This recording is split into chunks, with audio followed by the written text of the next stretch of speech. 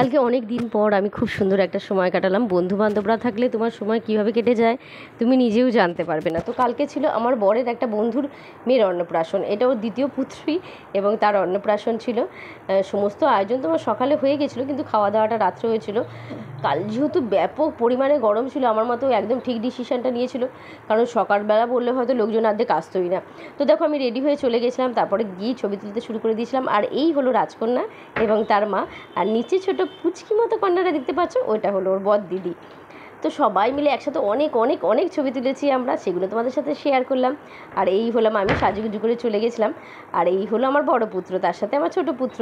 আমার বড়, যেহেতু এখানে মোটামুটি সবাই পুচকের দলটাই বেশি ভারী ছিল, ওকে দেখো যখনই ছবি তুলবে ওরা এরকমভাবেই তোলে। আমার বড়টা যেহেতু লম্বা সেই জন্য বসে যায়। আর এই হলো আমার বরের 5 বন্ধু। আর আমি নিয়ে নিয়েছি ওকে, পাপ্পা, এই যে পাপ্পা। আর এই হলো আরেক বন্ধুর ছেলে, এর সবে 18 মাস বয়স হয়েছে, কিন্তু তোমরা জানো ও কিন্তু খুব সুন্দর পুষ্পার নকল করছিল। মানে কেউ কিছু বললেই ও গলায় হাতটা দিয়ে পুতপা মানে আদো আদো স্বরে বলছিল। তো ও আর একটা জিনিস করলো, সবাই যখন ছবি তুলছিল ওর মাকে নিয়ে গিয়ে হাত ধরে ও ছবি তুলছিল। মানে বাচ্চারা সব কিছু জিনিস কত নোটিস করে, তাই না? তারপরে আমরা খেতে বসে পড়েছিলাম। এটা মোটামুটি শেষের আগের ব্যাচটা ছিল, অনেক রাত্রি হয়ে গেছিলো। তখনই ভাবো ধরো বাজে তোমার 11:15 মতো। আর রাত্রি করা উচিত হয়নি, কারণ আমার বাড়িতে আমার শ্বশুর শাশুড়ি তারাও জেগে বসে থাকবেন। তো আমার বড় ছেলে জানতে পেরেছিল মেনুতে বিরিয়ানি আছে, তখন বিরিয়ানির ওয়েট করছে। আর এখানে আমার পুচকেটা যথারীতি দুষ্টুমি করে যাচ্ছে, খেতে খেতে ওর গায়ে জল অবধি ফেলে দিয়েছিল এবং জামা কাপড় সব ভিজে গেছিলো। দিয়ে বাড়ি যাবে এবং কী করে বাড়ি নিয়ে আসবো বলো, খেতে বসেছি আমরা, কী করে বাড়ি নিয়ে আসবো ওকে? তো যাই হোক, খাওয়া দাওয়া হলো। আমরা খেয়েছিলাম বিরিয়ানি, এখানে ছিল মটন বিরিয়ানি আর চিকেন। আমার ছোটোটা বিরিয়ানি নিয়েছিল, এখন ওকে কোথাও খেতে গেলে আমি আলাদা করে প্লেট দিই যাতে ও যেটুকু পারে খাক, এই করে করে ও শিখে যাবে খেতে।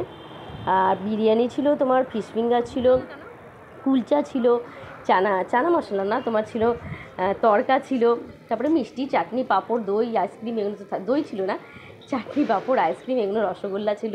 তাই আমার বরকে বলছিলাম এটা সবুজ রঙের কেন, তো বলে এটা আমের রসগোল্লা। তো খেয়েছিলাম খুব ভালো করেই, কিন্তু আমি একটু বুঝে শুনে খেয়েছি, যেহেতু দিনের বেলায় দেখো আমরা অনুষ্ঠান বাড়িতে গেছিলাম। আর এই গরমে না খুব কষ্ট হয়, মানে বেশি পরিমাণে খেয়ে নিলে আমি একটু বুঝে শুনেই খাই, জানো তো। তো বরের সাথে কত ছবি তুলেছিলাম, তোমাদের শেয়ার করলাম। এই হলো আর একটা সুন্দরী, ওর নাম হলো জুই। আর এই হলো আমাদের 5টা ছেলে, আর এই হলো ওদের 4টে বাবা। আর ছবিগুলো খুব সুন্দর না, আমি তাই দেখছি এখনও। আর এই হলো ওরা 5 জন, মানে আমার বরের 5 বন্ধু, মানে ওকে নিয়ে 5 জন। খুব সুন্দর একটা সময় কাটালাম কালকে। আর আকাশি রঙের জামা পরা যে ছিল ওর কন্যারই কালকে তোমার অন্নপ্রাশন ছিল। আজকের ভিডিওটা এখানেই শেষ করছি, ভালো লাগলে অবশ্যই সাথে থেকো।